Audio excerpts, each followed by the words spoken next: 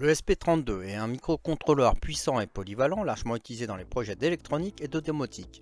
Il est apprécié pour ses capacités Wi-Fi et Bluetooth intégrés, son prix abordable et sa facilité de programmation. Dans cette vidéo, nous allons découvrir les caractéristiques de l'ESP32, ses différentes utilisations et comment débuter un projet avec ce microcontrôleur. Présentation de l'ESP32. Qu'est-ce que l'ESP32? L'ESP32 est un microcontrôleur développé par la société Espressif Systems. Il est la version améliorée de l'ESP8266 avec plus de performance et de fonctionnalités. Le SP32 Series est basé sur un processeur double cœur Xtensa LX6 avec une fréquence pouvant atteindre 240 MHz. Il possède également une mémoire RAM allant jusqu'à 520 kilo-octets et une mémoire flash de plusieurs mégaoctets selon les modèles. Les caractéristiques techniques principales de l'ESP32.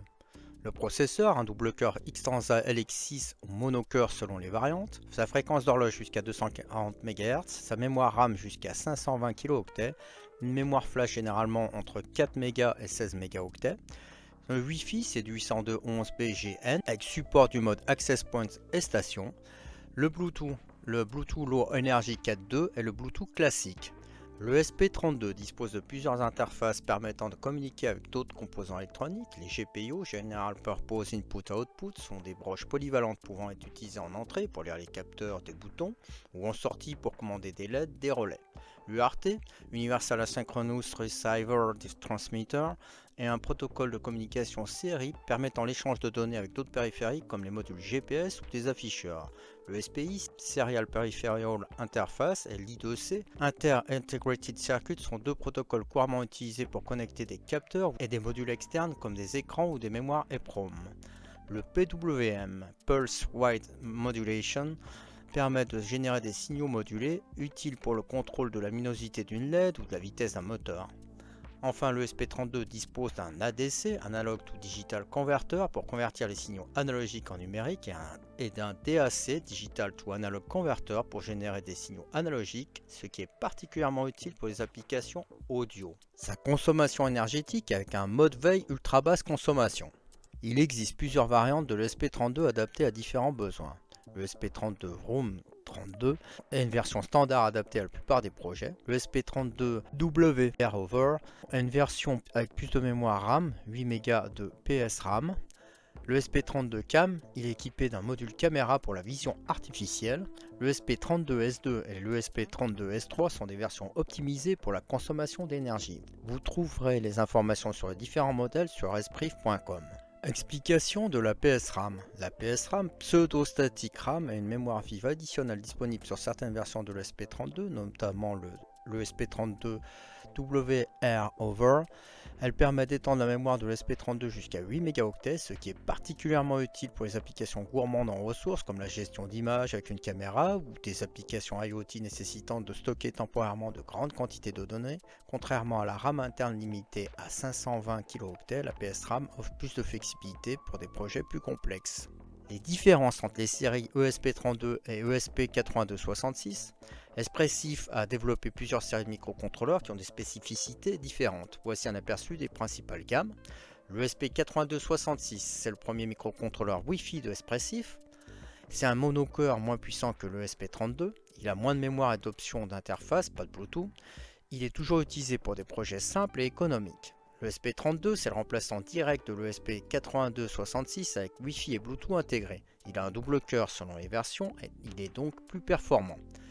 Il a plus de GPIO et de fonctionnalités avancées. Les autres ESP32, le SP32S et le SP32S2 et S3, c'est une gamme axée sur la sécurité et la consommation énergétique qui intègre des améliorations en cryptographique et gestion de mémoire.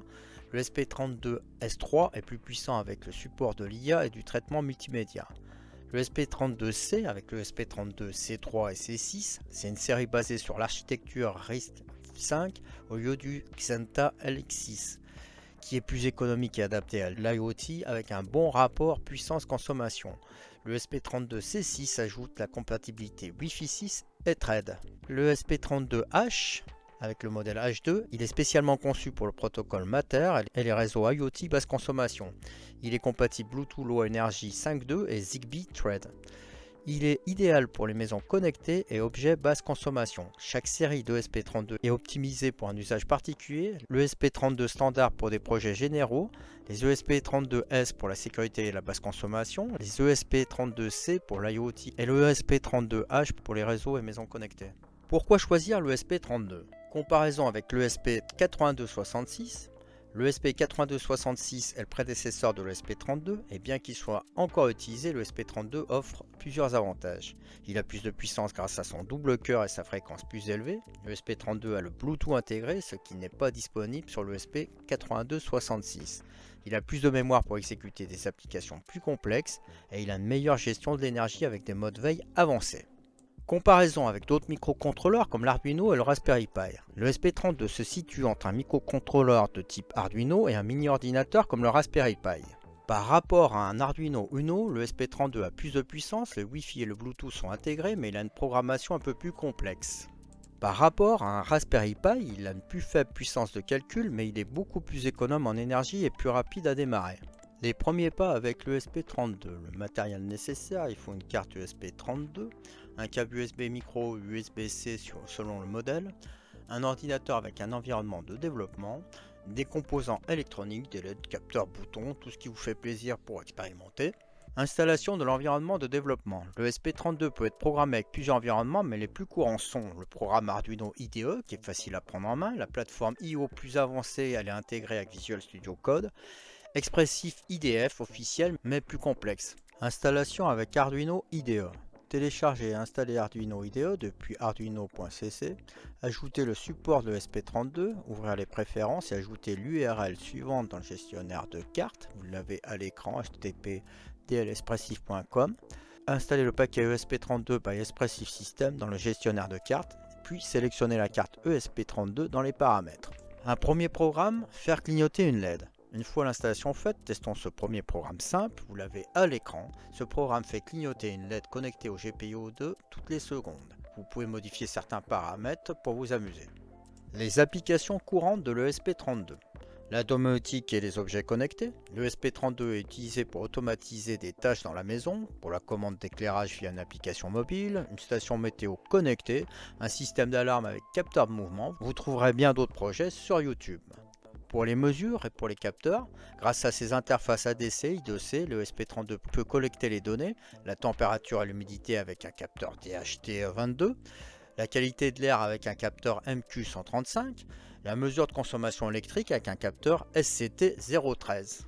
Pour les projets audio et vidéo, le ESP32 permet également des projets multimédia, la lecture de fichiers audio avec un DAC externe, le streaming vidéo avec le ESP32 CAM. En conclusion, le ESP32 est un excellent microcontrôleur pour les créateurs et passionnés d'électronique. Sa puissance, ses capacités Wi-Fi Bluetooth et son faible coût en font une solution idéale pour de nombreux projets. Que ce soit pour la domotique, l'IoT, les capteurs ou l'audio-vidéo, il offre une grande flexibilité. Si cette vidéo t'a intéressé, n'hésite pas à tester le ESP32 par toi-même et à partager tes projets.